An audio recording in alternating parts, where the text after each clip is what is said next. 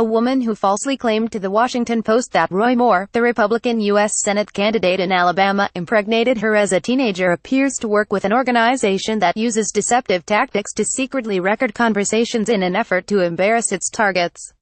In a series of interviews over 2 weeks, the woman shared a dramatic story about an alleged UAL relationship with Moore in 1992 that led to an abortion when she was 15.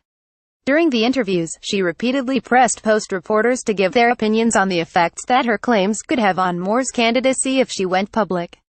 The Post did not publish an article based on her unsubstantiated account. When Post reporters confronted her with inconsistencies in her story and an internet posting that raised doubts about her motivations, she insisted that she was not working with any organization that targets journalists. But on Monday morning, Post reporters saw her walking into the New York offices of Project Veritas, an organization that targets the main news media and left-leaning groups. The organization sets up undercover stings that involve using false cover stories and covert video recordings meant to expose what the group says is media bias. James O'Keefe, the founder of Project Veritas, who was convicted of a misdemeanor in 2010 for using a fake identity to enter a federal building during a previous sting, declined to answer questions about the woman outside the Project Veritas office, a storefront in Mamaroneck, NY, on Monday morning shortly after the woman walked inside. "I am not doing an interview right now, so I'm not going to say a word," O'Keefe said. In a follow-up interview, O'Keefe declined to answer repeated questions about whether the woman was employed at Project Veritas. He also did not respond when asked if he was working with Moore, former White House advisor and Moore supporter Stephen K. Bannon, or Republican strategists. The group's efforts illustrate the lengths to which activists have gone to try to discredit media outlets for reporting on allegations from multiple women that Moore pursued them when they were teenagers and he was in his early 30s. Moore has denied that he did anything improper. A spokesman for Moore's campaign did not immediately respond to a message for comment. The woman who approached Post reporters, Jamie T. Phillips, did not respond to calls to her cell phone Monday morning. Her car remained in the Project Veritas parking lot for more than an hour. After Phillips was observed entering the Project Veritas office, the Post made the unusual decision to report her previous off-the-record comments. "We always honor off-the-record agreements when they're entered into in good faith," said Martin Barron, the Post's executive editor. But this so-called off-the-record conversation was the essence of a scheme to deceive and embarrass us. The intent by Project Veritas clearly was to publicize the conversation if we fell for the trap. Because of our customary journalistic rigor, we weren't fooled, and we can't honor an off-the-record agreement that was solicited in maliciously bad faith. Phillips' arrival at the Project Veritas office capped a weeks-long effort that began only hours after the Post published an article on November 9 that included allegations that Moore once initiated a UAL encounter with a 14-year-old named Lee Korfman. Post reporter Beth Reinhard, who co-wrote the article about Korfman, received a cryptic email early the next morning. "Roy Moore in Alabama. I might know something, but I need to keep myself safe. How do we do this?" the apparent tipster wrote under an account with the name Lindsay James. The email subject line was "Roy Moore in Al." The sender's email address included Roll Tide, the rallying cry of the University of Alabama's sports teams, which are nicknamed the Crimson Tide. Reinhard sent an email asking if the person was willing to talk off the record. "Not sure if I trust the phone," came the reply. "Can we just stick to email? I need to be confident that you can protect me before I will tell all," the person wrote in a subsequent email. "I have stuff I've been hiding for a long time, but maybe it should stay that way." The tipster's email came amid counterattacks by Moore supporters aimed at the Post and its reporters.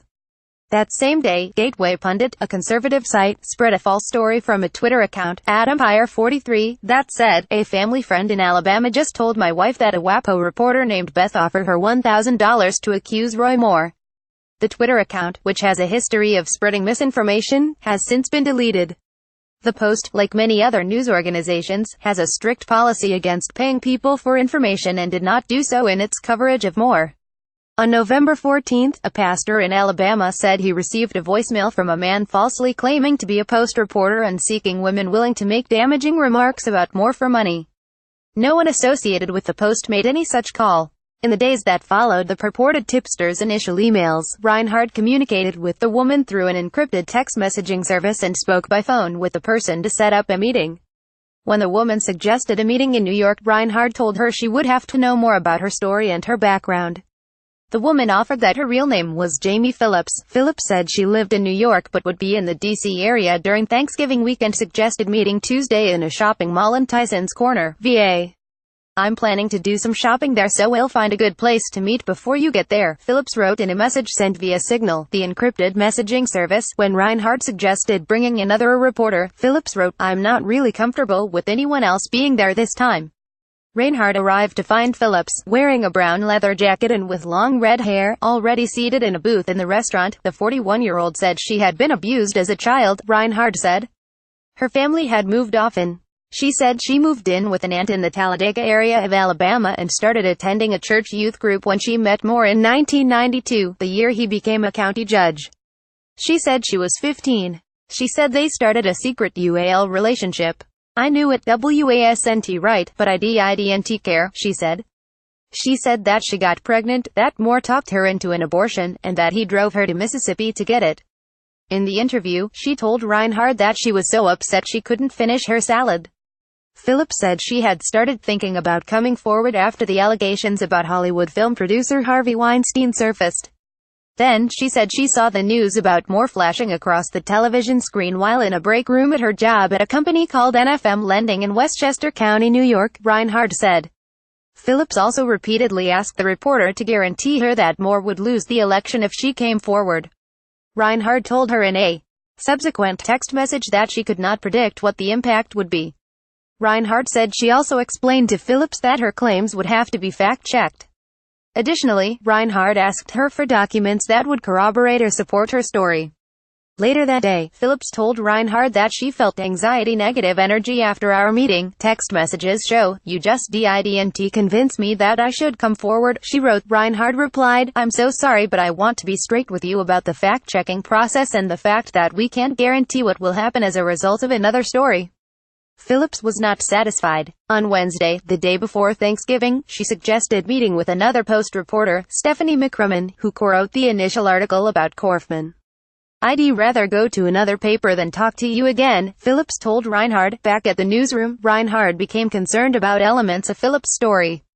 Phillips had said she lived in Alabama only for a summer while a teenager, but the cell phone number Phillips provided had an Alabama area code. Reinhard called NFM Lending in Westchester County, but they said a person named Jamie Phillips did not work there. Alice Kreitz, a Post researcher who was looking into Phillips' background, found the document that strongly reinforced the reporter's suspicions, a webpage for a fundraising campaign by someone with the same name. It was on the website GoFundMe.com under the name Jamie Phillips. The GoFundMe fundraising page. Internet Archive. "I'm moving to New York," the May 29 appeal said. "I've accepted a job to work in the conservative media movement to combat the lies and deceit of the liberal MSM. I'll be using my SS as a researcher and fact-checker to help our movement. I was laid off from my mortgage job a few months ago and came across the opportunity to change my career path." In a March posting on its Facebook page, Project Veritas said it was seeking 12 new undercover reporters, though the organization's operatives use methods that are eschewed by main journalists, such as misrepresenting themselves. A posting for the journalist job on the Project Veritas website that month warned that the job is not a role for the faint of heart. The job's listed goal to adopt an alias persona, gain access to an identified person of interest and persuade that person to reveal information. It also listed tasks that the job applicant should be able to master, including learning a script, preparing a background story to support your role, gaining an appointment or access to the target of the investigation, and operating concealed recording equipment. Project Veritas, founded in 2010, is a tax-exempt charity that says its mission is to investigate and expose corruption, dishonesty, self-dealing, waste, fraud and other misconduct. It raised $4.8 million and employed 38 people in 2016, according to its public tax filing. It also had 92 volunteers. O'Keefe's criminal record has caused the charity problems in some states. Mississippi and Utah stripped the group of a license to raise money in those states because it failed to disclose O'Keefe's conviction on state applications, records show. Also working at Veritas is former television producer Robert J. Halderman, who was sentenced to 6 months in jail in 2010 after he was accused of trying to blackmail late-night host David Letterman. Halderman was with O'Keefe outside the Project Veritas offices Monday as a reporter tried to ask about Phillips' role with the organization. Because Jamie Phillips is a relatively common name, it wasn't a certainty that the GoFundMe page that Kreitz found was created by was the same woman who approached the post. But there was another telling detail, in addition to the name. One of 2 donations listed on the page was from a person whose name that matched her daughter's, according to public records. McCrummon agreed to meet Phillips that afternoon. Phillips suggested meeting somewhere in Alexandria, Virginia, saying she was shopping in the area. Post videographers accompanied McCrummon, who brought a printout of the fundraising page to the interview. Again, Phillips had arrived early and was waiting for McCrummon, her purse resting on the table. When McCrummon put her purse near Phillips' purse to block a possible camera, Phillips moved hers. The post videographers sat separately, unnoticed, at an adjacent table. Phillips said she didn't want to get into the details of what she had said happened between her and Moore. She said she wanted McCrummon to assure her that the article would result in Moore's defeat, according to a recording. McCrummon instead asked her about her story regarding Moore. Phillips complained that President Trump had endorsed Moore, so my whole thing is, like, I want him to be completely taken out of the race. She said, and I really expected that was going to happen, and now it's not. So, I don't know what you think about that. McCrummon asked Phillips to verify her identity with a photo identification. Phillips provided a Georgia driver's license. McCrummon then asked her about the GoFundMe page. We have a process of doing checking backgrounds and this kind of thing, so I wanted to ask you about one thing, McCrummon said, pulling out a copy of the page and reading from it.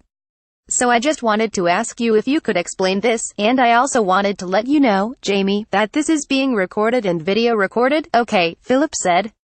Yeah, I was looking to take a job last summer in New York, but it fell through, Phillips said. Yeah, it was going to be with the Daily Caller, but it ended up falling through, so I wasn't able to do it.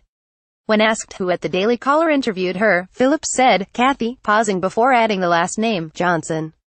Paul Connor, executive editor of the Daily Caller, said Monday that no one with the name Kathy Johnson works for the publication and that he has no record of having personally interviewed Phillips. Connor later said in email that he had asked other top editors at the Daily Caller and the affiliated Daily Caller News Foundation about Phillips. None of us has interviewed a woman by the name Jamie Phillips, Connor wrote. At the Alexandria restaurant on Wednesday, Phillips also told the Post that she had not been in contact with the Moore campaign.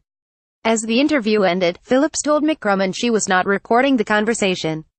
I think I probably just want to cancel and not go through with it at this point, Phillips said at Souvlaki Bar shortly before ending the interview. I'm not going to answer any more questions, she said. I think I'm just going to go. She picked up her coat and bag, returned her drink to the front counter and left the restaurant. By 7 p.m. the message on the GoFundMe page was gone, replaced by a new one. Campaign is complete and no longer active, it read. Thomas Legro and Dalton Bennett contributed to this report.